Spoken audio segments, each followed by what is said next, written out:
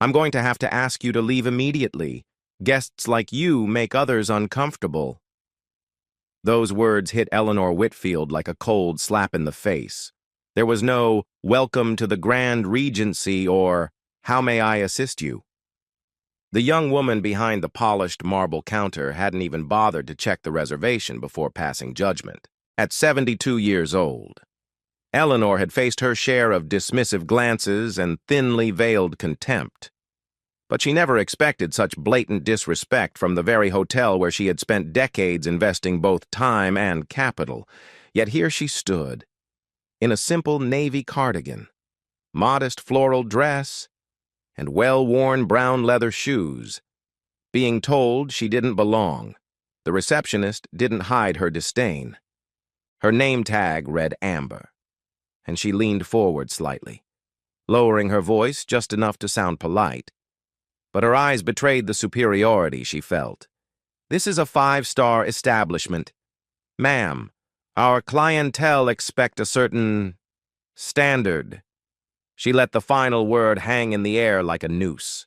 Eleanor calmly slid her printed reservation confirmation and her government-issued ID across the counter. "I have a confirmed booking. Please check your system." Amber glanced at the papers without picking them up. Instead, she waved over a man standing nearby, who had been watching the exchange with a smirk. He wore a sharp navy suit and a silver tie clip, the assistant manager. Based on his name badge, Bradley Collins, Bradley crossed his arms, adopting the same condescending tone as Amber. "There's no need to cause a scene. Ma'am, we can't accommodate walk-ins without proper credentials. And frankly, our suites start at $800 per night. Perhaps another hotel would better suit your needs." A couple nearby paused their check-in to observe. A young man in his 20s, earbuds hanging from his collar, raised an eyebrow and whispered something to his companion. An older gentleman in a tan blazer clucked his tongue disapprovingly, shaking his head as if Eleanor had committed some offense simply by standing there. "I'm not a walk-in," Eleanor replied, voice steady. "I reserved the presidential suite. Paid in full 3 weeks ago. Check again." Bradley didn't budge. "We have no reservation under your name," Amber chimed in. "Perhaps you used someone else's credit card? That would explain the confusion." She smiled sweetly, but her eyes were cold. Eleanor felt a tightening in her chest, not from anger, but from the heavy, familiar weight of being judged not for who she was, but for who others assumed she must be. She thought of all the times she had fought through prejudice, at banks when applying for loans, at restaurants where she was ignored while others were served, even at the corporate board meetings where her opinions were routinely underestimated until they produced results that could not be denied. But this was not just ignorance. This was arrogance rooted in entitlement. Bradley motioned to the security guard at the entrance. "Please escort this woman out. She's disturbing our guests." The guard, a young man no older than 30, hesitated. His name badge read Thomas. His eyes darted between Bradley and Eleanor, uncertainty written across his face, but training took over, and he stepped forward. "I'm going to have to ask you to leave."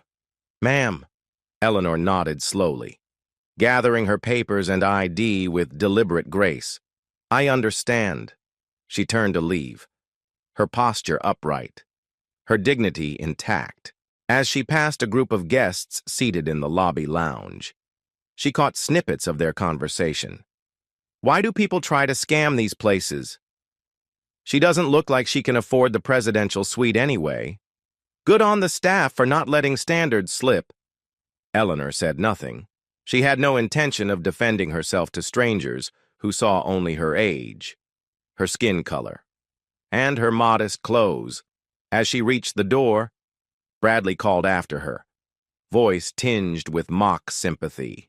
"Perhaps you'll find better luck at one of the motels down the road. They tend to be more flexible." Eleanor paused just long enough to reply, "I'll be back in 15 minutes. Bradley chuckled. That won't change anything. But as Eleanor stepped outside into the crisp morning air, she knew something he didn't. In just a quarter of an hour, this man's entire understanding of who held the power in that hotel would change forever. As Eleanor stepped into the waiting black sedan, parked just beyond the hotel's grand entrance, she leaned back against the leather seat and closed her eyes briefly. The soft hum of the engine was a sharp contrast to the cold reception she had just endured. Yet, this was not the first time she had been underestimated, and likely not the last. She thought back to where it all began. Eleanor Whitfield was born in 1953 in Birmingham, Alabama, at a time when signs still divided water fountains and bus seats. Her parents worked tirelessly, her mother as a domestic worker for wealthy white families, and her father as a janitor at a textile mill. They didn't have much, but they taught Eleanor the value of hard work, integrity, and the belief that dignity was not something others could give or take away. At 16, she took her first job cleaning rooms at a small roadside motel. Back then, the pay was $1.25 an hour. She saved every penny, not for clothes or outings like other teenagers, but for books. She devoured anything she could find: business, economics, biographies of leaders who had overcome insurmountable odds. By her early 20s, Eleanor had earned an associate's degree in business from a local community college while continuing to work full-time. It wasn't easy. More than once, she had been passed over for promotions because management preferred younger, whiter faces at the front desk. She wasn't even allowed to answer the main phone line at the first hotel where she worked as a desk clerk. "They want a voice that sounds standard," her manager had told her. She knew exactly what he meant. But Eleanor didn't complain. She worked harder. She studied trends in the hospitality industry. She noticed which hotels thrived and which failed. And more importantly, she learned why. At 30, she took a bold step and applied for a small business loan to purchase her first property, a rundown motel just outside Atlanta. Banks turned her down repeatedly, citing everything from insufficient collateral to the supposed riskiness of the investment. She knew the real reason, though they never said it aloud. Finally, a credit union led by a progressive board approved her application. Eleanor transformed that failing motel into a profitable, respected establishment within 2 years. She reinvested the profits into buying more properties. By the time she was 45, she owned 5 boutique hotels across Georgia and had earned a reputation as a turnaround specialist, someone who could take a struggling property and make it not only successful, but exceptional. Over the next 2 decades, she expanded her holdings, weathered economic downturns, and outperformed competitors. She became known not just for her business acumen, but for her people-first approach. Her hotels were recognized for both luxurious accommodations and equitable employment practices. She hired and promoted individuals based on talent and dedication, regardless of their background. When the opportunity came to invest in the prestigious Grand Regency chain, Eleanor didn't hesitate.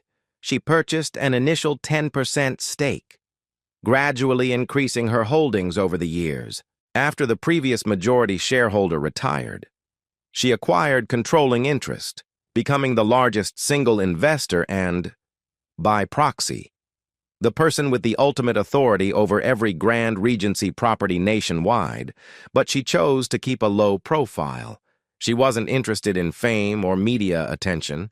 She let others take the spotlight at ribbon cuttings and grand openings. Eleanor preferred to focus on creating spaces where every guest, no matter their race, age, or income bracket, felt valued. And yet, here she was, decades later, being told she didn't belong in the very institution she helped build. As the sedan pulled away from the curb, Eleanor's assistant, Marissa, turned in her seat. "Ms. Whitfield, the board members have confirmed they can be at the hotel within the next 10 minutes. Do you want me to notify the general manager? Eleanor shook her head. Not yet. Let's give them 15 minutes to reveal exactly who they are when they think no one is watching. She glanced back at the hotel entrance, where Bradley still stood, arms crossed, looking smug and self-assured. It was a look she had seen countless times before, from bankers, real estate agents, even fellow investors who had dismissed her without learning her story. That look never lasted long. As Eleanor's car rounded the block, she watched through the tinted window as guests continued to enter and exit the Grand Regency's gleaming front doors. Business travelers in tailored suits wheeled sleek carry-ons behind them. Well-dressed couples paused at the valet, laughing softly. Inside, Bradley Collins had returned to the front desk. Amber was rehashing the scene to a colleague, exaggerating her own firmness and painting Eleanor as some sort of disruptive, confused older woman trying to sneak into the hotel. I handled it professionally, Amber said with a self-satisfied nod. Honestly, it's sad. People think they can just bluff their way into places like this. Bradley chuckled, smoothing his silk tie. Better to cut these situations off early before they escalate. Neither noticed the security guard, Thomas, lingering nearby. His brow was furrowed, arms crossed over his chest. Unlike his superiors, he had seen the quiet dignity with which Eleanor had carried herself. Something didn't sit right with him. But speaking up in front of Bradley, or worse, the hotel's general manager, could jeopardize his job. So, for the moment, he stayed silent at the reception counter. The line of incoming guests grew. Amber returned to her duties, greeting each customer with bright, rehearsed smiles. The earlier confrontation was already fading from her mind, reduced to another example she'd share later with friends about people trying to get something for nothing. 15 minutes passed, then 20. At precisely 10:30 a.m., the sleek black SUV returned, gliding to a stop in front of the hotel. The driver hurried around to open Eleanor's door. She stepped out, this time joined by two sharply dressed professionals, a woman in a dark gray skirt suit carrying a leather portfolio, and a tall man in a navy blazer who checked his phone with precise movements. Bradley glanced toward the entrance and frowned. "She's back?" he muttered. Amber followed his gaze and scowled. "Seriously? Should we call security again?" Before Bradley could answer, Eleanor walked steadily toward the front desk. She was no longer alone and certainly no longer to be dismissed. As she approached, Thomas instinctively straightened, recognizing the woman from earlier, but something was different now. Eleanor's demeanor held a quiet authority that seemed even more pronounced in the company of her companions. Bradley plastered on a tight smile. "Ma'am, I thought we already discussed." Eleanor raised a hand gently, signaling him to stop speaking. "I believe you've already made it clear how you feel about guests like me." Bradley flushed slightly but held his ground. "Unless you've come back with a valid reservation under a different name, there's really nothing more to say." At that moment, the tall man in the navy blazer stepped forward. "Actually, there is..." He pulled out a slim folder from his briefcase and laid it on the counter. "My name is Samuel Price. I represent Ms. Whitfield in all her business and legal affairs. Inside this folder are documents verifying her controlling interest in this hotel and its parent company." Amber's jaw dropped. Bradley's confident posture faltered. This must be a mistake," Bradley stammered. "No one informed us of..." "You didn't ask," Samuel replied smoothly. "And more importantly, you didn't bother to listen."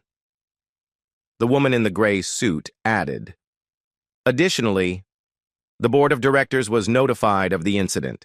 Several members are en route and should arrive momentarily." As if on cue, 3 black sedans pulled up behind Eleanor's SUV. Out stepped 2 board members and the hotel's general manager, a man named Richard Stanton. whose ashen face revealed he already knew trouble awaited. The general manager hurried inside, his polished shoes echoing against the marble floor. "Ms. Whitfield," he began breathlessly, "please accept my deepest apologies for what you've experienced. Had I been notified—" "You weren't," Eleanor said softly, "because I wanted to see how my guests are treated when no one's watching." A hush fell over the lobby. Nearby guests paused their conversations. A family waiting for their car through valet stood frozen, wide-eyed. Even the front desk clerks, sensing the gravity of the moment, stopped tapping on keyboards. Bradley's face had gone pale. Amber clutched the edge of the counter as if it might steady her. "I entrusted this hotel chain with upholding the values I've spent a lifetime building," Eleanor continued. "Respect, fairness, service without prejudice." She turned slightly, her voice carrying across the lobby. "Yet today, I discovered that not all my employees share those values." At that instant, the board members approached, their expressions solemn. One leaned toward Eleanor. "Ms. Whitfield, we are prepared to proceed according to your direction." Bradley opened his mouth to protest, but Samuel Price shook his head. "It's too late for explanations." Eleanor gave a slight nod. "Gather all staff involved. It's time for accountability." As Thomas stepped forward, no longer uncertain, but now standing firmly beside Eleanor, Bradley realized the balance of power had shifted completely. The very woman he had dismissed as unworthy just minutes before now controlled not only the hotel's future, but his own. The air inside the lobby seemed heavier now. Conversations had ceased. Even the faint background music, a carefully curated classical playlist meant to soothe affluent guests, felt intrusive and was promptly silenced by a staff member sensing the gravity of what was unfolding. Bradley shifted uncomfortably behind the counter, his earlier bravado dissolving into a nervous stillness. Amber, who had only moments ago spoken with such confidence, stood frozen, her eyes darting between Eleanor and the approaching board members. The tallest of the board members, a silver-haired man named Charles Bennett, cleared his throat. "Ms. Whitfield, the board has reviewed the initial details of this incident. We await your instructions." Eleanor glanced around the lobby, her gaze steady but not harsh. "First," she said, her voice firm but calm, "I want the staff members directly involved brought here. The rest of the employees may continue assisting our guests." The general manager, Richard Stanton, nodded quickly. "Of course." He gestured to a senior concierge, who moved swiftly to gather the implicated employees. Within minutes, Bradley, Amber, and another junior associate who had snickered earlier all stood in a tense line before Eleanor. The security guard, Thomas, remained slightly apart, though his worried expression betrayed his concern that he too might be reprimanded. Eleanor folded her hands before her. "Before we proceed, let me clarify a few facts." She nodded to Samuel Price, her legal counsel, who opened the folder he had laid on the counter earlier. "This document," Samuel began, his voice measured, "confirms that Miss Whitfield holds a controlling interest, 51%, in the Grand Regency Hotels and Resorts, including this property and 14 others across the United States. As the majority shareholder, she has direct authority over operational decisions, including staffing, training policies, and disciplinary actions." Bradley's complexion paled further.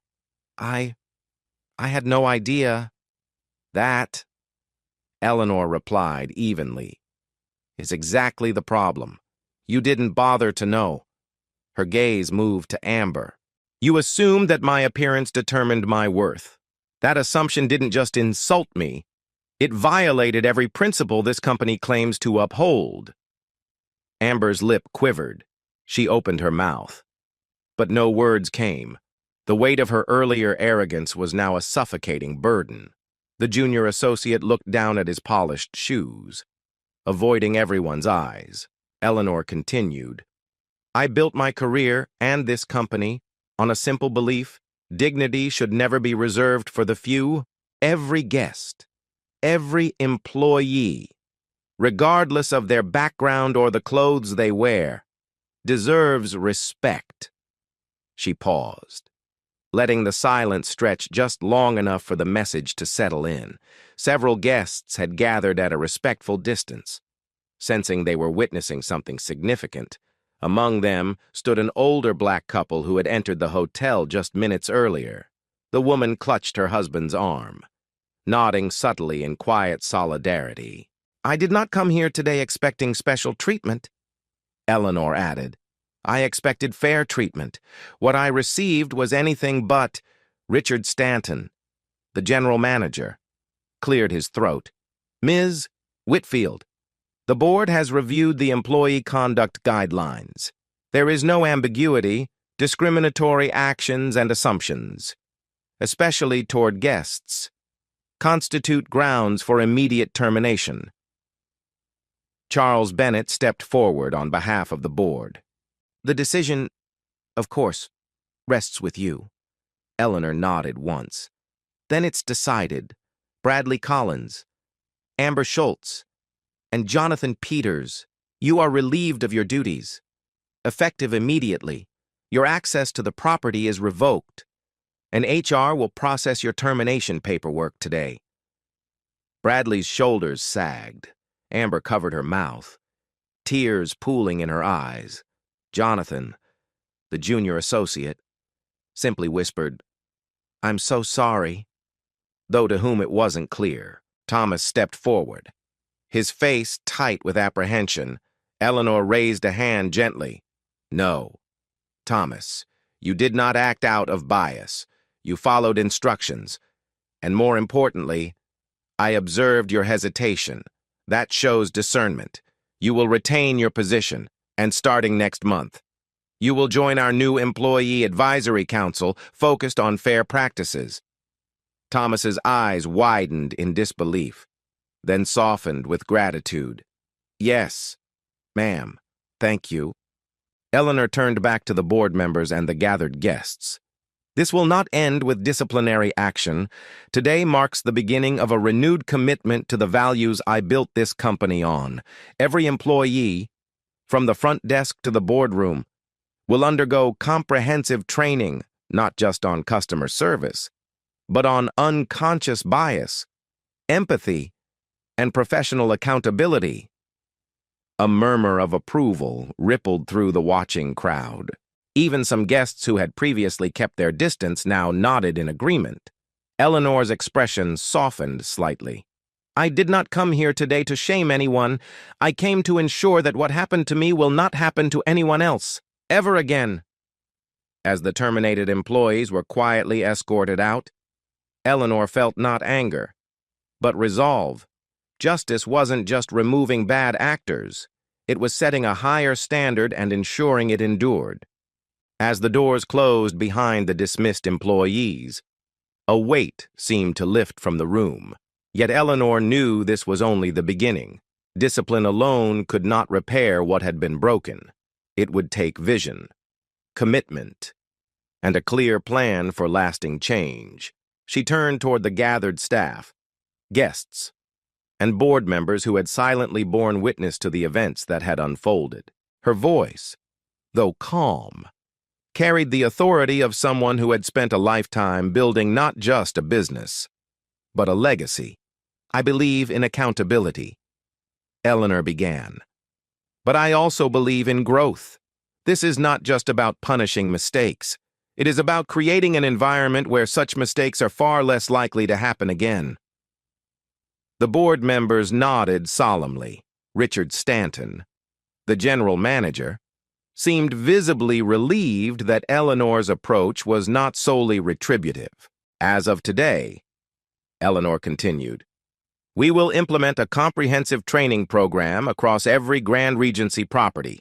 This will include not only traditional hospitality training, but education in cultural competence, recognizing unconscious bias, and strategies for fostering inclusive service. A few younger employees exchanged glances, some curious, others visibly relieved. They had seen how their colleagues' prejudices had created the situation that morning. Many had long suspected that certain biases influenced hiring decisions and guest treatment, but had felt powerless to challenge them. Eleanor didn't stop there. She gestured to Samuel Price, who pulled another set of documents from his briefcase. We are also establishing a guest advocacy panel, composed of former guests from diverse backgrounds who have experienced bias, not just at our hotels, but throughout the hospitality industry. Their lived experiences will help shape our policies and ensure that inclusivity is not just a talking point, but a measurable standard. Thomas, still standing nearby, looked stunned. "Ma'am, does that mean—" "Yes." Eleanor smiled gently. "You will also be invited to serve on that panel. Voices from the front lines are just as important as those from the executive suite." A few staff members began to clap quietly, the sound growing as more employees and guests joined in. What had started as a tense confrontation was becoming something else, a moment of transformation. Furthermore, Eleanor continued after the applause subsided, our hiring and promotion processes will be reviewed and revised.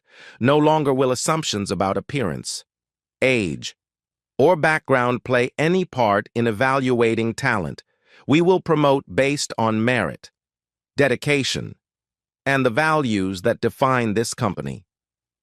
At this, the elderly black couple who had stood near the back of the crowd earlier now stepped forward. The woman's eyes were bright with unshed tears. "We've stayed in Grand Regency hotels for years," she said softly, "but we've never seen leadership like this. Thank you." Eleanor inclined her head. "Your loyalty deserves to be met with fairness and respect every time." Charles Bennett, the senior board member, addressed the assembled staff. "Miss Whitfield's directives are effective immediately. Regional managers will be briefed within the hour. Staff training and advisory panel selection will begin this week. We are committed to rebuilding trust, not only with our guests, but within our teams." Amber lights reflected off the polished marble floor, casting long shadows that seemed to stretch from the past toward a more promising future. Eleanor turned her attention back to the lobby, where several guests who had earlier looked on with judgment now offered small smiles or respectful nods. It was not a sweeping victory.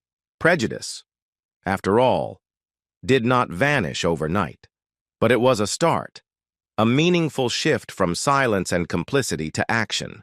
As the crowd dispersed, Samuel leaned toward Eleanor. "The media has already caught wind of what happened. There's interest from several national outlets." Eleanor sighed softly. "Let them report what they will. I did not take action today for publicity. I did it because no person, elderly, young, black, white, wealthy, or struggling, should have to prove their worth just to receive common courtesy." Samuel nodded. Understood. Before leaving the lobby, Eleanor walked over to Thomas. "One more thing," she said. "I noticed the way you hesitated earlier. That moment mattered. It showed me you have the moral compass we need as part of this company's future." Thomas stood straighter, pride mixing with relief. "Thank you, Ms. Whitfield. I won't let you down." "I know you won't," Eleanor replied, as she exited the lobby, flanked by the board members and her legal team. The hotel staff and guests watched in quiet respect. The woman they had once dismissed as an unremarkable elderly guest had become a symbol not just of authority, but of the kind of leadership the Grand Regency, and perhaps the entire hospitality industry, needed. This was not just a moment of justice. It was the foundation for change. Weeks passed, but the events of that morning continued to ripple outward. Far beyond the walls of the Grand Regency, media outlets across the country covered the story, not as another viral confrontation caught on camera, but as a rare example of justice served with dignity and foresight. Eleanor refused every interview request. She wasn't interested in being the face of a scandal or allowing the hotel's name to become synonymous with controversy. Instead, she focused on what had always mattered most: progress. At the next quarterly shareholders meeting, she stood before a room of investors, regional managers, and board members. The mood was tense. Some feared that the recent changes and increased scrutiny on hiring, training, and guest services would damage profitability. Eleanor waited until the room quieted before she spoke. "We are not here today to revisit mistakes," she began. "We are here to embrace the future." She outlined the measurable improvements already underway. Discrimination awareness training had been completed at 60% of properties, with guest satisfaction scores showing a 15% increase across all demographics. Hiring policies had been rewritten to remove bias from every stage of the application process. Even more importantly, the guest advocacy panel was now fully operational. Eleanor introduced its members one by one, former guests from diverse backgrounds who had once been overlooked, dismissed, or treated unfairly. Now, they were shaping the future of the Grand Regency. "We cannot undo what has happened," Eleanor continued, "but we can ensure that our guests and staff know their voices matter, that mistakes will be acknowledged, corrected, and never repeated." She paused, letting her words settle into the silent room. "We are not just a hotel chain. We are a symbol of what modern hospitality should be: welcoming, fair, and rooted in respect for every person who walks through our doors." When she finished, the applause was not polite or perfunctory. It was sincere, rising steadily until even the skeptics among the investors joined in. Later that afternoon, Eleanor visited the lobby where everything had begun. The marble floors gleamed under the soft lights. Thomas now stood behind the front desk, not as a security guard, but as the new guest relations supervisor, a promotion he had earned through merit and moral courage. The staff greeted Eleanor with warm smiles, and not the forced, rehearsed ones common in luxury hospitality. These were genuine. As she approached the reception area, a young woman stepped forward hesitantly. She was dressed modestly and clutched a travel bag. "I just wanted to say thank you," the woman said softly. "My grandmother and I stayed here last week. We noticed how everyone treated us with such respect, and we've never experienced that before at a place like this." Eleanor smiled gently. "That's how it should always be." The woman nodded, tears shining in her eyes. "It meant more than you know." As she walked away, Eleanor took a deep breath. Change, she knew, wasn't always fast or easy, but it was happening. Before leaving, she noticed a new sign mounted near the front entrance. It was simple, but its words carried weight. "All guests deserve dignity, respect, and fair service. If your experience does not reflect these values, contact our guest advocacy panel directly." Below the message was a dedicated phone number, and at the very bottom, in small but bold letters, Ms. Eleanor Whitfield, majority shareholder. Eleanor traced her fingers over the engraved plaque, not for pride or recognition, but as a reminder that justice was not simply about righting a wrong. It was about creating a lasting foundation where wrongs became far less likely to happen at all. As she exited the lobby into the afternoon sun, Eleanor paused only once to look back. The doors closed softly behind her, not as an ending, but as the beginning of a new chapter for the Grand Regency and everyone who would walk through its doors in the years to come. If this story moved you and reminded you that dignity and respect should never be negotiable, please give this video a like, share your thoughts in the comments, and subscribe for more stories where justice and compassion prevail. And if you've ever faced a moment where someone judged you before knowing your name, type justice, and where you're watching from, your voice matters.